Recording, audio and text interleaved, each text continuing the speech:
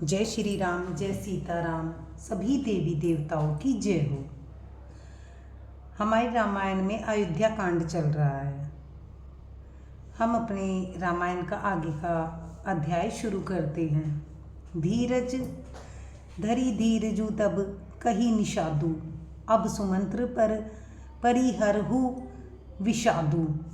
तुम्हें पंडित परमारथ ज्ञाता, धरहु धीर लखी विमुख विधाता।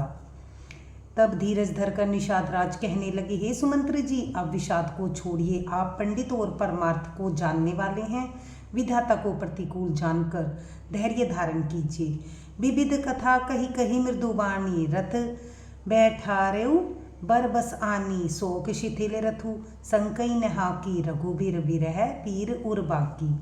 कोमलवाणी से भांति भांति की कथाएं कहकर निषाद ने जबरदस्ती लाकर सुमंत्र को रथ पर बैठाया, परंतु शोक के मारे वे इतने शिथिल हो गए कि रथ को हाँक नहीं सकते। उनके हृदय में श्री रामचंद्र जी के विरह की बड़ी तीव्र वेदना है। चर फराही मग चलही न घोरे, बन मृग मनहु आनी रथ जोरे। अड़ू की पर ही फिरी हेर ही पीछे, राम वियोग बिकल दुख तीछे। घोड़े तड़फड़ाते हैं और ठीक रास्ते पर नहीं चलते, मानो जंगली पशु लाकर रथ में जोत दिए गए हों। वे श्री रामचंद्र जी के वियोगी घोड़े कभी ठोकर खाकर गिर पड़ते हैं, कभी घूमकर पीछे की ओर देखने लगते हैं। वे तीक्ष्ण दुख से व्याकुल हैं। जो कह राम लखनु विदेही, हिंकरी हित हेरी तेही। बाजी बिरह गति कही किमी जाती, बिनु मनी फनिक बिकल जेई भाती।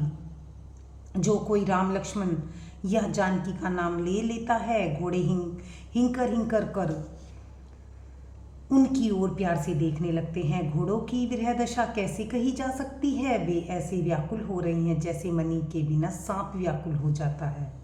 भयउ निषादु विषाद बस, देखत सचिव तुरंग।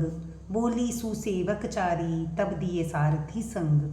मंत्री और घोड़ों की दशा देखकर निषाद राज विषाद के वश में हो गया। तब उसने अपने चारों उत्तम सेवक बुलाकर सारथी के साथ कर दिए। गुहु सारथी फिरेऊ पहुँचाई, बिरहु विषादु बरनी नहीं जाई। चले अवध लेही रथ ही निषादा, हुई छननी छन मगन विषादा। निषाद राज गुहु सारथी के सुमंत्र को पहुंचाकर विदा करके लौटा। उसके विरह और दुख का वर्णन नहीं किया जा सकता। वे चारों निषाद रथ लेकर अवध को चले। सुमंत्र और घोड़े को देख देख कर वे क्षण भर विषाद में डूब जाते थे। सोच सुमंत्र विकल दुख दीना, अधिक जीवन रघुबीर विहीना। रही न अंतहु अधम शरीरु, जसु न लहु बिछूरत रघुबीरु। व्याकुल और दुख से दीन हुए सुमंत्र जी सोचते हैं कि श्री रघुवीर के बिना जीने को धिक्कार है। आखिर यह अधम शरीर रहेगा है तो ही नहीं। अभी श्री रामचंद्र जी के बिछुड़ते ही छूटकर यह यश क्यों नहीं ले जाता। भय अजस अग भाजन प्राणा, कवन के तू नहीं करत पियाना। अह मंद मनु अवसर चूका, अजहु न हृदय होत दुई टूका।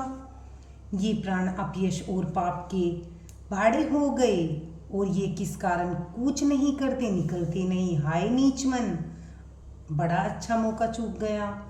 अब भी तो हृदय के दो टुकड़े नहीं हो जाते। मिजी हाथ शिरु धुनि पछताई, मन हूँ कृपण धनी राशि गवाई। बिरिधि बाधी बरु बीरु कहाई, चले उ समर जनु सुबट पराई। सुमंत्र हाथ मल कर और सिर पीट कर पछताते हैं, मानो कोई कंजूस धन का खजाना खो बैठा हो। वे इस प्रकार चले मानो कोई बड़ा योद्धा वीर का बाना पहनकर और उत्तम शूरवीर कहलाकर युद्ध से भाग चला हो। विप्र विवेकी वेद विद समंत, साधु सुजाति जिमी धोके मंदपान कर सचिव सोचते ही भांति। जैसे कोई विवेकशील वेद का ज्ञाता साधु सम्मत आचरणों वाला और उत्तम जाति का कुलीन ब्राह्मण धोखे से मदिरा पी ले और फिर पछतावे, उसी प्रकार मंत्री सुमंत्र सोच कर रहे हैं अर्थात पछता रहे हैं। धन्यवाद। लाइक करें, सब्सक्राइब करें।